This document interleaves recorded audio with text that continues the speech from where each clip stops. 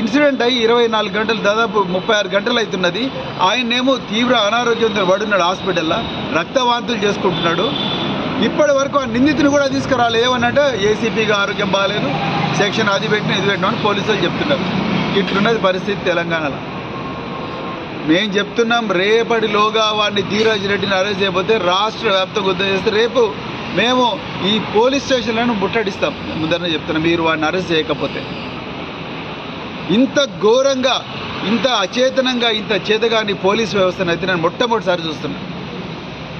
ఎమ్మెల్యేలు పోయి కంప్లైంట్ ఇస్తే వాళ్ళ మీద ఉల్టా కేసు పెడతారు. మమ్మల్ని కొట్టిండ్రా బాబు, చంపడానికి వచ్చిందని చెప్పేసి బాధితుడు ఏడ్చుకుంటే రక్తపు గాయాలతో పోతే కనీసం ఆ నేర స్థలానికి కూడా పోలేని చేతగాని దద్దమ్మ పోలీసు ఎందుకు అసలు తెలంగాణకు నాకు అర్థం కాదు.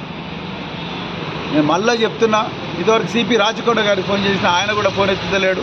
ఇప్పుడే డీసీపీ మాట్లాడిన, డీసీపీకి చాలా క్లియర్గా చెప్పిన, రేపటిలోగా నిందితుడిని అరెస్ట్ చేయాల్సిందే, లేకపోతే మాత్రం మేము రాష్ట్ర వ్యాప్తంగా ఉద్యమం చేస్తాం. మేము నేషనల్ హ్యూమన్ రైట్స్ కమిషన్ పోతాం, నేషనల్ ఎస్టీ కమిషన్ దగ్గర పోతాం, అన్ని కమిషన్ల దగ్గర పోతాం. మాకు న్యాయం దొరికేదాకా మేము పోరాడుతూనే ఉంటాం.